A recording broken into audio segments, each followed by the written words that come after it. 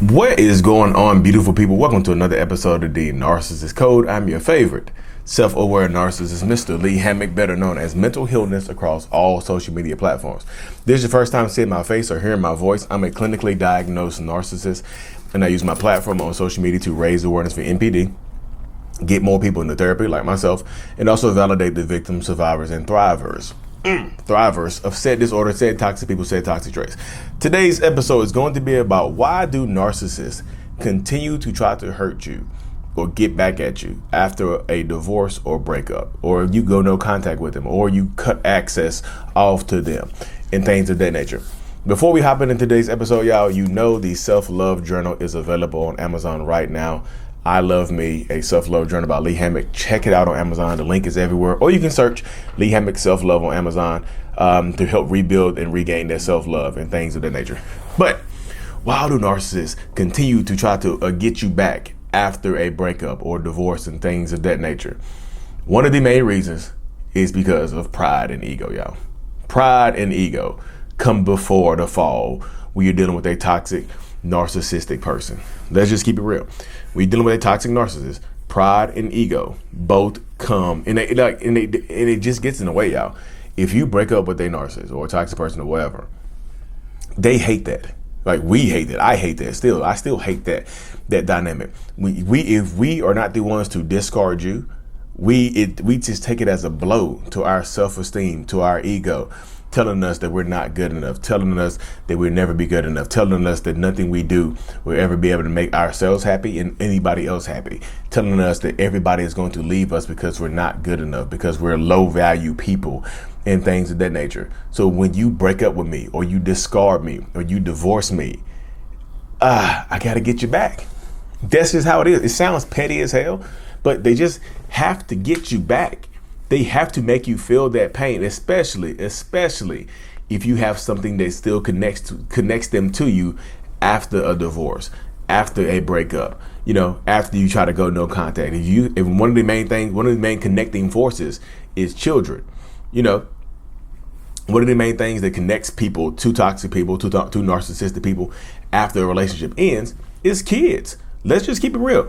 Children you have to contact them or be in contact with them because of children. Especially if you have a narcissistic person that just takes you back and forth to court or tries to enforce the order or is controlling you with money and something like that. Not only is the kids, financial obligations and things of that nature as well. Houses, kids, cars, properties, whatever it is. But kids typically are the main thing that keep you together and allow that narcissistic person access to your life. Even if you try to cut them off, they still try to find a way to kind of like slither into your life. They're just like little sneaky snakes, just slither into your life and won't leave you alone. They'll keep coming at you and keep coming at you and keep coming at you because they feel like you've hurt their feelings, because you've broke my heart, because you've done this to me. I need to get you back because because I can't stand the fact that this has happened. I need to get you back. You broke up with me. Now I'm obsessed because you hurt me. Now here comes the shame. Now here comes the intrusive thoughts of you moving on to someone else that is better than me. Literally, it happens all the time, y'all. You break up with them, they gotta come get you. They have to punish you. The ego, y'all. It's just so hard for narcissists to take accountability for the situations that we are in, the situations that we have put ourselves into. So instead of taking accountability, we blame you. We blame you. We put it onto you, or we have to punish you for breaking up with us, for discarding us. No matter, look, y'all, and this is the crazy thing about it. No matter what we have done to you, it's irrelevant. I know people are going to say, well, how is it irrelevant? Like, that's not fair. Y'all, no matter what we have done to you, it is very, very irrelevant that whatever happened. Like, it doesn't matter. We could have cheated on you. We could have done you horribly. That narcissistic person could have put their hands on you. They could have lied to you. They could have been manipulating you from the very beginning of the relationship. They could have a whole secret family or whatever. It does not matter. What matters is their ego. What matters is their pride. What matters is trying to get away from shame. I'm telling you, shame is a great provocation with narcissists. And if you follow me for any length of time, you understand I talk about shame on this channel all the time, because shame is I call it, and that's why I've named it. I personified it. I've called shame the shame monster. I've had to personify shame in order to deal with it, to make shame not be like this mythological monster that I have no control over. I've had, me personally, in my own personal journey, I've had to, personify. I've had to make shame real, and I've had to turn shame into a person in order to get rid of this situation, in order to get rid of this hurt, and to get rid of this, to be more vulnerable and things of that nature. So that's what I've been doing. I've literally, not figuratively, literally had to attack shame like it's a person. And most narcissists are not willing to do that. Instead of attacking shame, they run from it. And when they run from shame, they run from accountability. And when they're not willing to face the shame, they're not willing to face accountability, guess what they have to do? They have to put it onto somebody else. They have to project it onto somebody else. It cannot be my fault that you left me. It cannot be my fault that I was an alcoholic that treated you badly. I might not have cheated on you, but I have drained your life resources. I have drained your life energy by being an alcoholic, being emotionally disconnected from you, just treating you like you don't matter for so many years. I've been talking down to you for so long that it cannot be my fault. It just absolutely cannot be my fault. It just can't be. So in that dynamic, in that mindset, in that space, that's how it has to go, y'all. That's how it has to go. Like me personally, I've had to face the shame. I have to stir shame down and battle it. Like I had to pull out my sword and fight shame. Like, here comes shame. Shame knocks on my door. I'm like, hold on, honey. Shame is here. Now I go pull out my little accountability sword. I'm like, and go fight shame. I know that sounds dramatic, but that's literally how I've had to do it, y'all.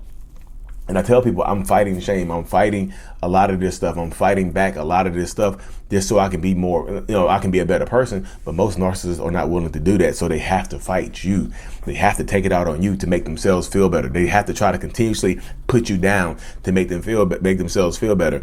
After the rejection of a breakup, after the rejection of a divorce, after the rejection of a separation, after the rejection of you moving on to somebody else, after the rejection of you holding them accountable, after the rejection of all the other good stuff combined, y'all, they have to find an outlet, and you are the outlet. You might have used to live with them, which made it easier for them to take it out on you. But now that you don't live with them anymore, they have to use sometimes they have to use the children. They'll start spreading rumors to the kids. They'll start saying horrible things to the kids. They'll start doing things to the kids to make your life harder, y'all. And it sounds horrible because it is.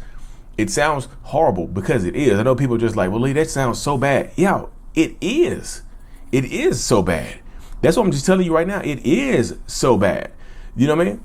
It is absolutely so bad that narcissistic people do this, and they use the kids as leverage, and they don't care how it affects the kids. The only thing they really care about is how it affects themselves, how it affects us getting rid of the shame. They don't care how it affects the children. If they don't care if they look, they'll look your kids right into their face and just like, look, mommy broke the family up, so mommy's a horrible person. When you wonder why you grew up in a one-parent household without mommy and daddy, just remember your mom's a horrible lying cheater, and she did this to us. Even if the narcissistic person is the one that did it. And yes, women can be narcissists. I just use the male perspective, y'all, because I'm a man.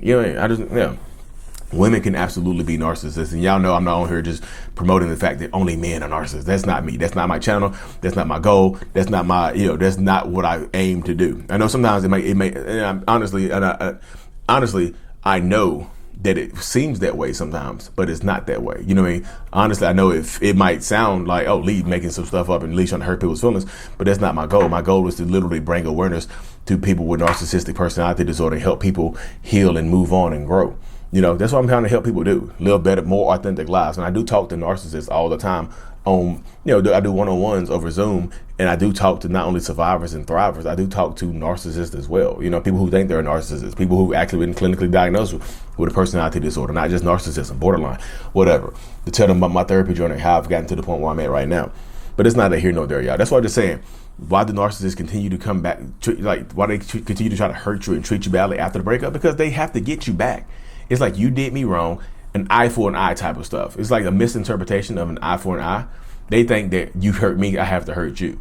They don't understand that you're just trying to hold them. They don't understand, or they refuse to understand the fact that you're just trying to hold them accountable, and you're just okay. You're choosing you. You're picking you.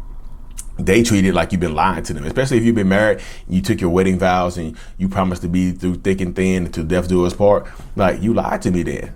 So you lied to me? So your vows were a lie? What happened to death do us part? You're not dead. You're walking around. You're living. You're thriving, and I hate it. You see what I'm saying? I say you have to surround yourself with people that are going to be willing to be there for you and to listen to you and thrive and help you thrive and not just survive, y'all. That's my perspective on it. I know a lot of people, are in these toxic relationship dynamics, and you're trying to thrive and you're trying to live and things of that nature. But that's just how it goes when you're dealing with a toxic person, y'all. They don't want to see you thrive. They don't want to see you do well. They don't want to see you do better. Why would they? You know what I mean? I know you're like, well, Lee, that hurt my feelings right there. Why would they? Because they love us, right? Because you're supposed to love your partner. Yeah, you're supposed to. But if you're dealing with a narcissistic person, they love themselves more. That's just how it goes. Even though it might seem like the narcissist hates themselves, they love themselves more than they typically love the people that they're dealing with, including their children. You know what I mean? This is how it goes, y'all. And that's not me trying to chastise anybody or make anybody feel bad about themselves or the relationship dynamic, because you go into a relationship expecting love and care and things of that nature, but you don't really get it, But anyways, y'all, thank y'all for tuning into another episode. I have some big projects coming up, y'all. If you haven't already, join the channel memberships. I'll be announcing the projects behind the scenes on my channel memberships, on my vlogs and things like that. I answer,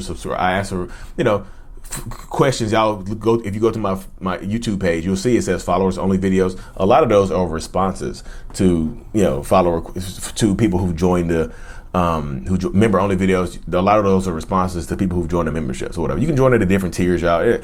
I'm just trying to help people out on a little more personal level if that's what you want. But anyways, y'all, like and subscribe for more. And as always, mental illness is out. Peace.